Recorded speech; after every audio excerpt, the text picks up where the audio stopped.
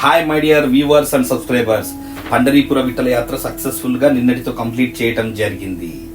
7 days 4 అద్భుతమైన ప్రసిద్ధమైన పుణ్యక్షేత్రాలు దర్శించడం జరిగింది. ఎన్నో అద్భుతాలు, సర్ప్రైజెస్ అన్ని మీతో షేర్ చేసుకోవటం కోసం మీ ముందుకి వచ్చేసా. మొదటగా ఈ పండరీపుర విఠల యాత్రలో అన్ని శుభాలకి కార్యసిద్ధికి ఆదిమూలమైన భగవంతుడు సాక్షాత్తు విఘ్నేశ్వరుడు. మా ఈ యాత్ర ఎటువంటి సంకటములు లేకుండా విజయవంతం అవ్వడానికి ఆ సంకటమోచనుడు అయిన వినాయకుడిని దర్శించడం జరిగింది. మేము దర్శించిన ఈ పుణ్యక్షేత్రం శ్రీక్షేత్రం తేమూరు చింతామణి మహాగణపతి క్షేత్రం. ఇది మన హైదరాబాద్ కి 528 కిలోమీటర్ల దూరంలో ఉంది. ఈ క్షేత్రం అష్టసిద్ధి వినాయక క్షేత్రాలలో 5వ టెంపుల్ గా ప్రసిద్ధి చెందింది. ఒక్క నిమిషం ఈ అష్టసిద్ధి వినాయకుల గురించి 4 మాటలు. మన ఆంధ్రప్రదేశ్లోని తెలుగువారు ఎలా అయితే పంచారామాల యాత్ర చేస్తారో అలానే మహారాష్ట్రలోని ఈ అష్టసిద్ధి వినాయక క్షేత్రాలు చాలా ప్రసిద్ధం. అష్ట అనగా 8. ఈ 8 దేవాలయాలకు ప్రత్యేకమైన చరిత్ర ఉంది. ప్రతి క్షేత్రంలోని వినాయకుడు చాలా విభిన్నంగా దర్శనమిస్తారు. మరీ ముఖ్యంగా ఈ 8 దేవాలయాలు స్వయంభూగా సాక్షాత్ మహాగణపతి వెలిసిన దేవాలయాలు. ఈ అష్టసిద్ధి వినాయక దేవాలయాలు ఏవనగా, మొదటగా మయూరేశ్వర దేవాలయం మోర్గావ్ పూణే జిల్లా, చింతామణి దేవాలయం తేమూరు పూణే జిల్లా, గిరిజాత్మజ్ ఆలయం లేన్యాద్రి పూణే జిల్లా, విఘ్నేశ్వర దేవాలయం ఓఝర్ పూణే జిల్లా, మహాగణపతి దేవాలయం రంజన్గావ్ పూణే జిల్లా, సిద్ధి వినాయక దేవాలయం సిద్దితేక్ అహ్మద్ నగర్ జిల్లా, బల్లాలేశ్వర దేవాలయం పాలి రాయగఢ్ జిల్లా, వరద వినాయక దేవాలయం మహాద్ రాయగఢ్ జిల్లా. ఈ 8 దేవాలయాలు పూణే మహానగరానికి దగ్గరగా ఉండటం చేత మేము పూణే మహానగరాన్ని సెంటర్ పాయింట్ గా ఎంచుకొని హైదరాబాద్ నుంచి పూణేకి బయలుదేరడం జరిగింది. పూణేకి హైదరాబాద్ నుంచి this month 3rd early morning 2 గంటలకు హైదరాబాద్ లో మా ఇంటి దగ్గర నుంచి బై రోడ్ స్టార్ట్ అవ్వటం జరిగింది. సేమ్ డే 11 గంటలకి పూణే మహానగరంలోని మా కజిన్ అయినటువంటి నాగేంద్ర ప్రసాద్ వృత్తిరీత్యా అక్కడే ఉండటం వలన మేము వారింటికి వెళ్ళడం జరిగింది. అక్కడే మేము 4 గంటల వరకు విశ్రాంతి తీసుకొని 4 గంటలకు తేవూరు గ్రామంలోని చింతామణి మహాగణపతి క్షేత్రానికి స్టార్ట్ అవ్వటం జరిగింది. ఈ తేమూర్ అనే గ్రామము పూనాకి ఎగ్జాక్ట్ గా 22 కిలోమీటర్ల దూరంలో ఉంది. మేము 4 గంటలకు అక్కడ స్టార్ట్ అయ్యి 5:30కు తేమూర్ చేరుకోవటం జరిగింది. ఈ పూణే మహానగరం యొక్క రోడ్లు చాలా ట్రాఫిక్ తో కూడి ఉంటాయి. ఎక్కడికి వెళ్లాలన్నా 1 గంట ముందే మనం స్టార్ట్ అవ్వటం అనేది చాలా ఉత్తమమైనది. మొదటగా తేమూర్ గ్రామంలోకి ప్రవేశించగానే పార్కింగ్ ఫీజు 50 రూపీస్ వసూలు చేస్తారండి. కానీ మన కార్ కి మాత్రం సేఫ్ పార్కింగ్ ఇస్తారు.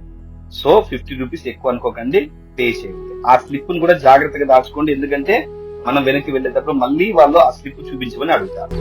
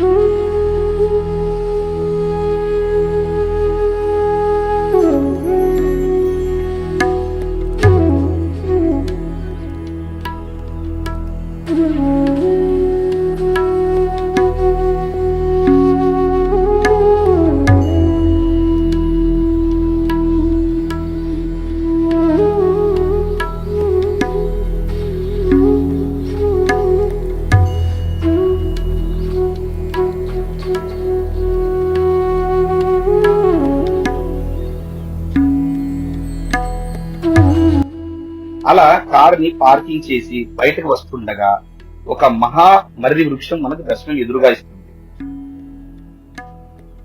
ఆ వృక్షం కిందనే సాక్షాత్తు విఠల రుక్మిణీమాయి దేవాలయం కూడా మనకు కనిపిస్తాయి. అలా మనం పార్కింగ్ నుంచి ఎడం వైపు తిరగగానే మనకు రోడ్డుకి ఇరువైపులా పూలు, పళ్ళు, ప్రసాదాలు మరియు ముఖ్యంగా గరిక అమ్మే షాప్స్ కనిపిస్తాయి.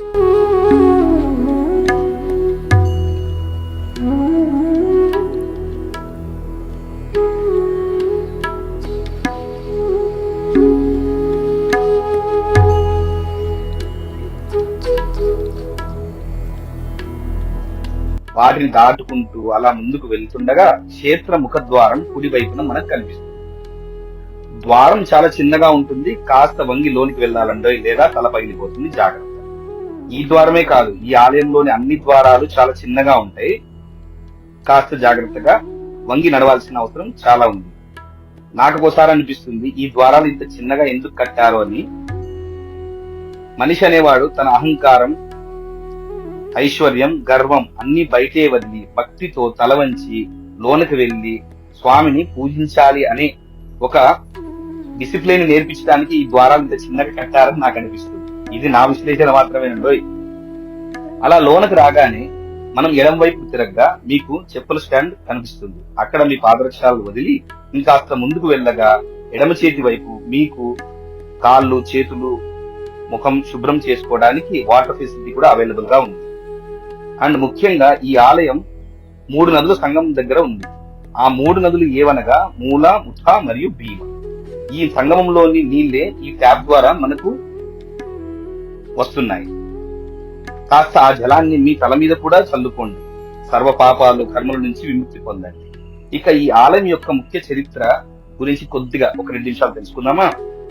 ఈ ఆలయం గురించి ముఖ్యంగా 2 చరిత్రలు మనుగడలో ఉన్నాయి. మొదటగా సాక్షాత్తు బ్రహ్మదేవుడు ఇక్కడ వినాయకుణ్ణి ధ్యానం చేశాడు. అతని చంచలమైన మనస్సు స్థిరంగా మారింది. బ్రహ్మ తన చింతలను ఇక్కడ వదిలించుకున్నాడు కాబట్టి ఇక్కడ ఉన్నటువంటి వినాయకుడికి చింతామణి అనే పేర్లు రావటం జరిగింది. మరొక కథ ప్రకారం గౌతమ మహర్షి శాపం నుండి విముక్తి కోసం దేవరాజు అయినటువంటి ఇంద్రుడు ఇక్కడ కదంబ చెట్టు కింద వినాయకుడిని పూజించాడు. అందుకని ఈ ప్రదేశానికి కదంబ నగర్ అనే పేరు కూడా వచ్చింది. ఈ ఆలయాన్ని ముఖ్యంగా 18వ శతాబ్దంలో మరాఠా సామ్రాజ్యంలోని బ్రాహ్మణ పీష్వా పాలకుల నుండి రాచరిక పోషణను పొందింది. వినాయకుడు తన కులదైవంగా ఆరాధించే పేష్వాలు ఈ వినాయకుడి దేవాలయానికి భూమి, నగదు, బంగారాలను విరాళంగా ఇచ్చారు. మొదటి మాధవరావు ఏదైనా యుద్ధంలో పాల్గొనే ముందు కానీ యుద్ధం తర్వాత యుద్ధంలో విజయం సాధించినందుకు కృతజ్ఞతగా ఈ దేవాలయాన్ని సందర్శించేవారు.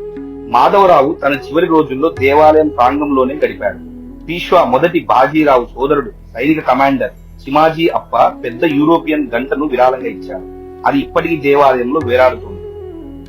వసాయి కోటను స్వాధీనం చేసుకున్న తర్వాత పోర్చుగీసు వారి నుండి దానిని తీసుకొచ్చాడు. ప్రస్తుతం ఈ దేవాలయం చించ్వాడ్ దేవస్థాన్ ట్రస్ట్ నిర్వహణలో ఉంది. ఇది మోర్గావ్ సిద్ధిటేక్ అష్ట సిద్ధి వినాయక దేవాలయం కూడా నిర్వహిస్తుంది. ఇదండి ఈ ఆలయం యొక్క చరిత్ర. మరి లోనకు వెళ్లి స్వామిని దర్శించేద్దామా? అలా మనము కాళ్ళు చేతులు శుభ్రం చేసుకుని ముందుకు కదలగా క్యూ లైన్స్ ప్రారంభం అవుతాయి. ఈ క్యూ లైన్లు మొత్తం ఒక వైవిధ్యభరితమైన చెక్కతో నిర్మించిన మండపంలో తిరుగుతూ ఉంటాయి. ఈ చెక్క మండపం మొత్తం మాధవరావు పీష్వా గారు 18వ శతాబ్దంలో నిర్మించారు అని ఇక్కడ ప్రతీతి. నాకు ఆశ్చర్యమైన విషయం ఏంటో తెలుసా? ఈ చెక్క మండపం చెక్కు చెదరకుండా ఇన్ని వందల సంవత్సరాలు ఎలా నిలబడిందా అని. అంటే ఆ మాధవరావు గారి భక్తి అంత గొప్పది అని నాకు భావన కలిగింది. నేను ఇలాంటి చెక్క మండపాలు, ఆలయ ప్రాంగణాలు కేరళలోని ఆలయాల్లో మొదటిసారిగా సందర్శించాను. చాలా అందంగా నిర్మించారు, దాన్ని ఆస్వాదించాను. ఈ మండపంలోని ఒక రకమైన సువాసన మన మనసుకు ఎంతో శాంతిని కలిగిస్తుంది. ఈ మండపంలో మీరు పైకి చూడగా చుట్టూ మీకు అష్టసిద్ధి వినాయక ప్రతిమలు దర్శనమిస్తాయి. ప్రతిమలు అంటే ఏంటో అనుకోకండి, ఫోటోస్. ఇవి నాకు అర్థమైనంత వరకు ఒరిజినల్ గర్భగుడిలో ఉన్నటువంటి అష్టసిద్ధి వినాయకుల యొక్క ఫోటోలు. ఇక ఆలయ ముఖద్వారానికి ముందుగా 2 మూల స్తంభాలు ఉంటాయి. ఆ మూల స్తంభాల్లో కుడివైపు ఉన్న స్తంభానికి సాక్షాత్తు తుల్జా భవానీ మాత యొక్క ప్రతిమ మీకు కనిపిస్తుంది. ఎడమవైపు పండరీనాథుడి యొక్క ప్రతిమ కనిపిస్తుంది.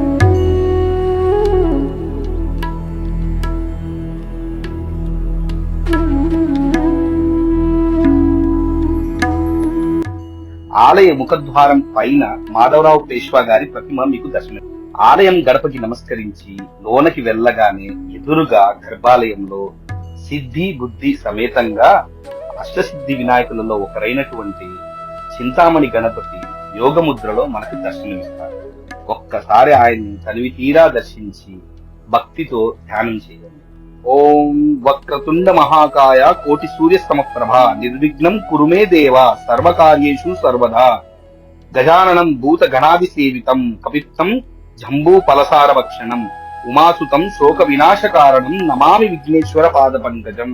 అలా భక్తితో స్వామిని దర్శించి బయట మార్గం ద్వారా మనం బయటకు రాగానే మనకు ఎదురుగా ఆ మహాదేవుడి యొక్క ఆలయం దర్శనమిస్తుంది. ఈ ఆలయం వెలుపల స్వామి లింగా రూపంలో మరియు పార్వతీమాత విగ్రహ రూపంలో మనకు దర్శనమిస్తారు. ఎదురుగా మన నంది భగవాన్ మన కోసం ఎప్పుడు ఎదురు చూస్తూ ఉంటాడు.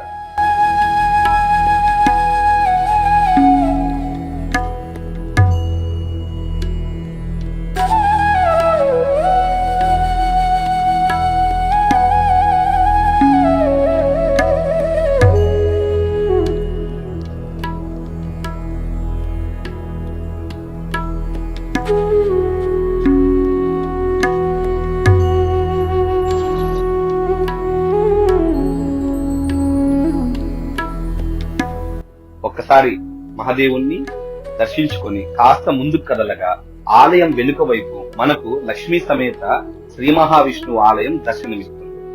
ఆయనను ప్రార్థించి అలా ముందుకు కదులుతుండగా మనకు ఎడమ చేతి వైపు ఆ మాధవరావు పేష్వా గారి ఆశ్రమం మనకు దర్శనమిస్తుంది. ఒక్కసారి దాన్ని కూడా మీరు దర్శించగలరు. అక్కడి నుంచి మనం కుడివైపుకు తిరగగా మన ఎడమ చేతి వైపు దక్షిణాముఖంగా ఉన్నటువంటి శ్రీ ఆంజనేయ స్వామి దేవాలయం కాలభైరవ యొక్క ఆలయంతో కలిసి మనకు దర్శనమిస్తాయి. ఆ ఆంజనేయ స్వామిని కూడా భక్తితో శ్రద్ధగా ప్రార్థించగలరు.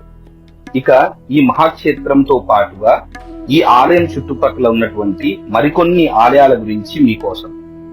శ్రీ మహాధోబా మందిర్, శ్రీ మహాలక్ష్మి మందిర్, శ్రీ కైకేశ్వర్ మందిర్, శ్రీ భైరవనాథ్ మందిర్, శ్రీ కాళికాదేవి మందిర్, శ్రీ హనుమాన్ మందిర్, శ్రీ మహతరా आई मंदिर, सती राम भाई वृंदावन, श्री कांडिन्य ऋषि आश्रम स्थान, श्री मोरया गोसाई तपस्वार्थी स्थान, श्री విఠల రుక్మిణీ మాయి మందిర్, శ్రీ ఖండోబా మందిర్. ఎన్నో క్షేత్రాల యొక్క సమ్మేళనం అండి ఈ చింతామణి మహాగణపతి ఆలయం తైమూరు. తప్పక మీ అందరూ దర్శించగలరు. ఇక నేను ఈ ఆలయం యొక్క వ్లాగ్ ని ఇంతటితో ముగిస్తున్నాను. మరి రాబోయే మరొక ఎపిసోడ్ లో మనం పండరీపుర విఠల భగవాన్ యాత్ర గురించి మీకోసం మీ ముందుకు వస్తాను.